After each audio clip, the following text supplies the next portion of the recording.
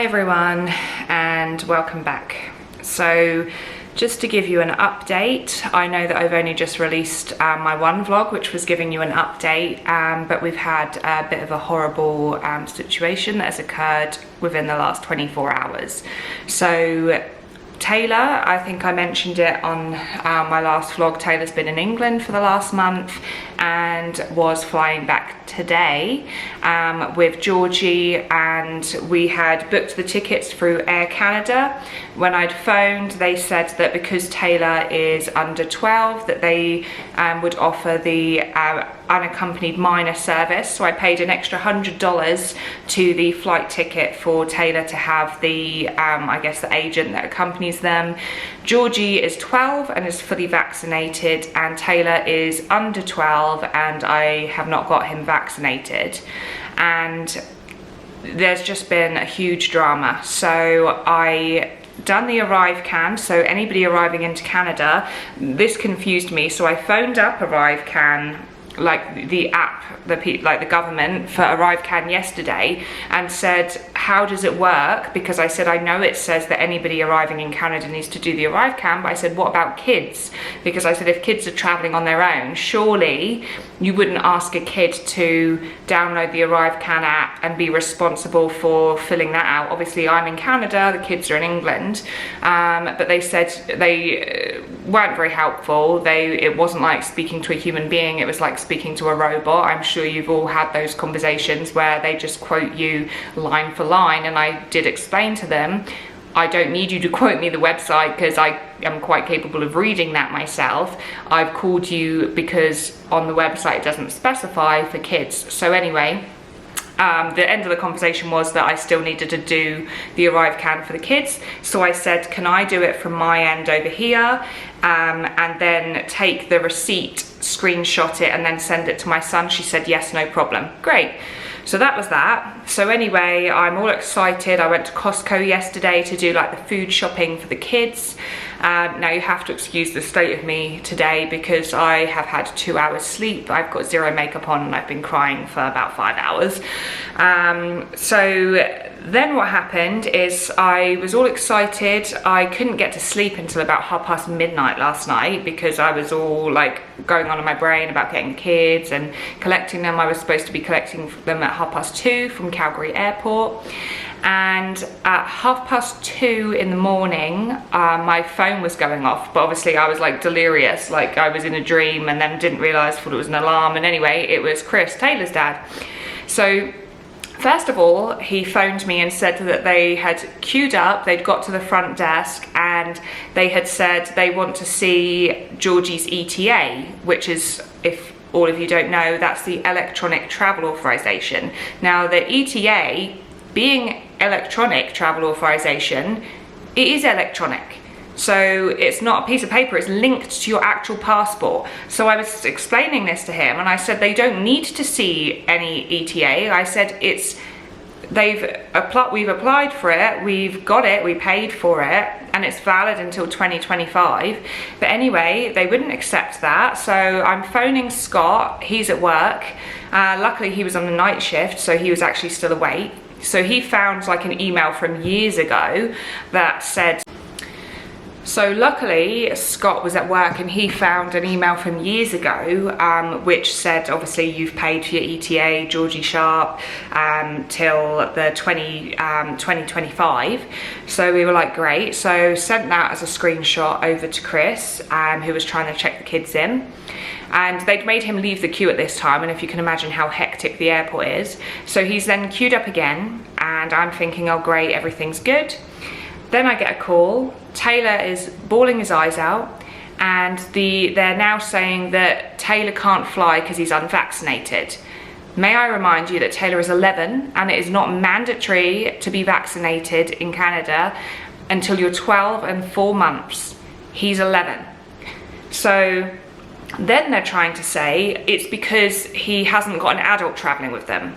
And I said, I phoned Air Canada, booked the tickets directly through Air Canada, not through a third party, through Air Canada. And they advised me to book a companion and that was going to be satisfactory. He's traveling with Georgie, who's 12, and Georgie is a fully vaccinated traveler. So he's accompanied by someone fully vaccinated. They charged me a bloody adult seat for Georgie, even at 12 apparently it's an adult ticket, but that doesn't class as an adult for COVID. And honestly, I'm sure that you're all with me here, COVID can do one. How does that make any sense to any kind of rule that you've got Taylor can travel unvaccinated with an adult, but he can't travel unvaccinated with Georgie, who is fully vaccinated? So if he travels with Georgie and she's fully vaccinated, he's going to catch COVID and spread it to everyone. But if he travels with an adult, that makes a hell of a load of difference, and that's acceptable.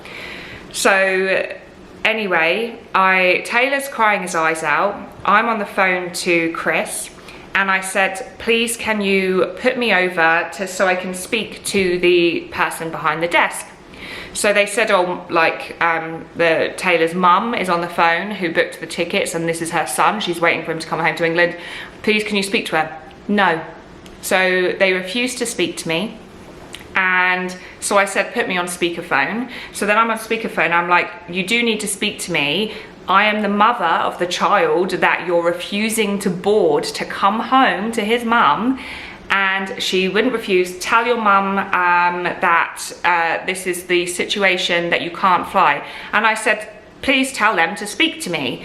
Anyway, I'm absolutely disgusted with the behaviour from Air Canada, that Taylor was absolutely crying his eyes out. Now, I do understand rules, and I'm not a rule breaker. There is nothing that says that he can't travel that I have seen. It says, now I have seen that it says that if you're traveling as an unvaccinated kid with a vaccinated adult, then you are free from quarantine. You don't need to quarantine. They're still allowing travelers into Canada now that are unvaccinated. So why couldn't Taylor come? Why couldn't they just say, look, he needs a COVID test, rapid test, great, fine, and he needs to quarantine for 2 weeks. Would I have quarantined him? No, because it's actually not a legal requirement in Alberta, but like, this is the thing.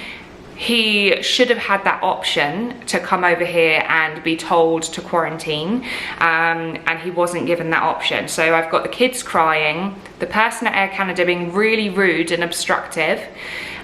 So when I'm on the phone, I then said, well, can you give me the lady's name that works for Air Canada that's refusing you entry? And I'm on speakerphone at this time because she won't speak to me. I can hear her in the background, and she said no. And I said, please remind this lady that it's a legal requirement if I'm asking, if she's in the face of customer service and she is telling my son that he's stuck in England. I said, I have a legal right to know your name. Anyway, she just said she's a supervisor, she doesn't need to give her name. So I'm absolutely like, I would never ever recommend Air Canada, and I don't ever want to fly with them again after they've treated us. I think it's absolutely despicable.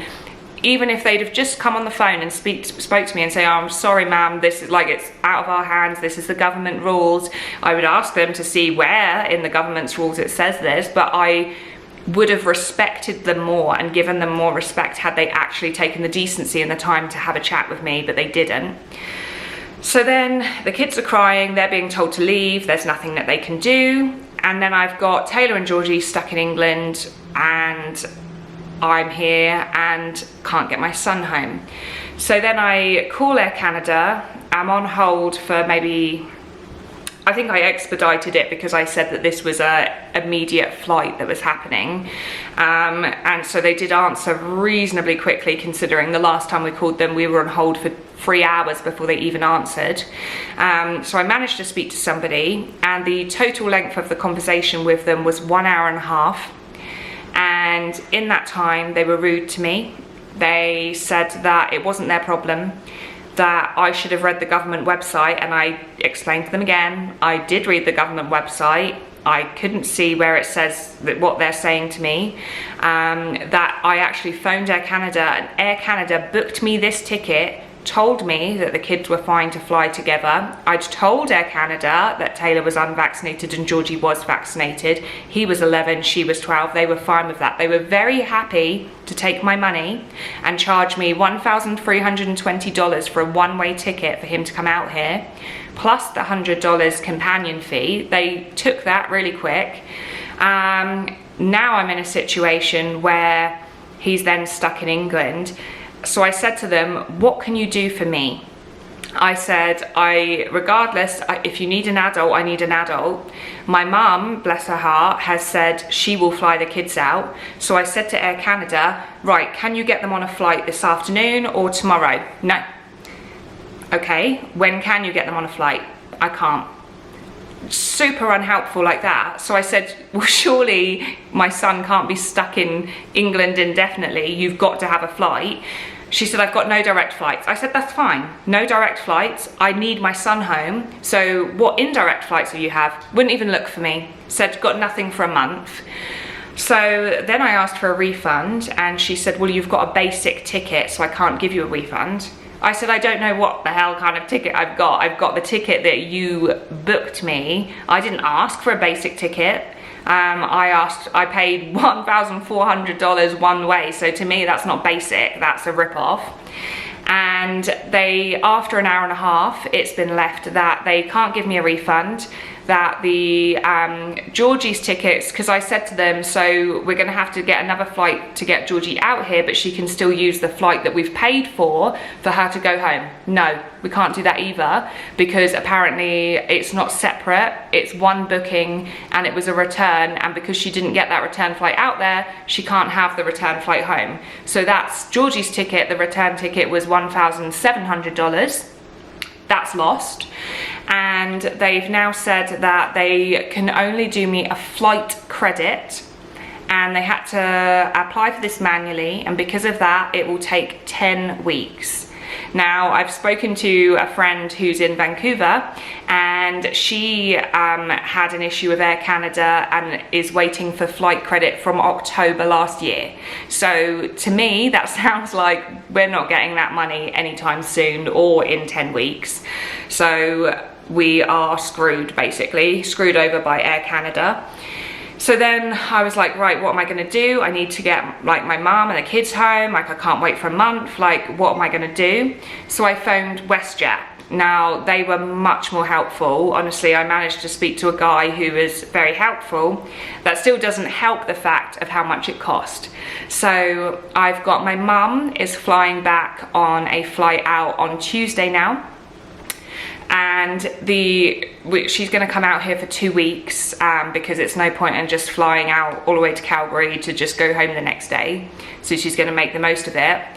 The flight cost $3,000 for a return, and then I had to get the kids booked on. So the kids one-way flight, so we've got 2 one-way tickets that cost $2,000 each ticket. So $2,000 for Taylor, $2,000 for Georgie, plus the $3,000, plus the nearly $3,000 that we've lost from Air Canada.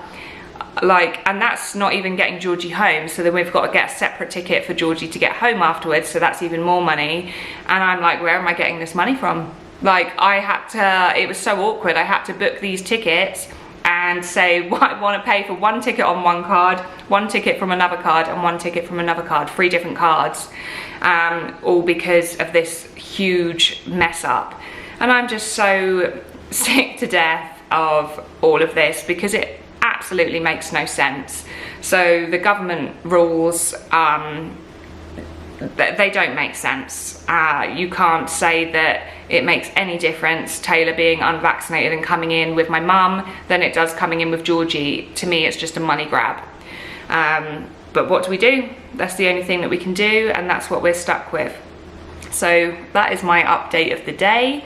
I was up at 2:30 in the morning and I was still awake, still trying to deal with getting them flights booked until I think 9:30 this morning. So I'm running on fumes.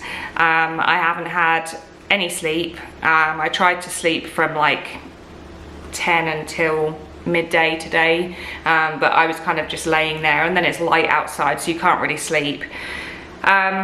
So that's my update. Taylor was going to be coming home, Georgie was going to be coming home today.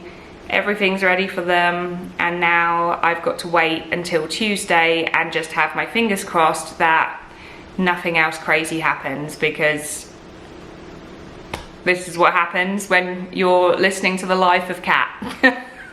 This kind of stuff seems to happen all the time, and now I'm freaking out because if you'd watched my last vlog, I said that we were looking at the end of this month to drive down to Idaho and take the kids to the theme park and stay in Coeur d'Alene and then drive back. And now I said to Scott, I'm freaking out about that. I don't even know if I want to do it anymore, because the fact of crossing the border into America, that doesn't scare me. It's the fact of coming back into Canada with all of these rules.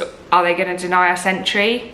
Now, like in my head, I'm thinking, what could they possibly deny us entry for?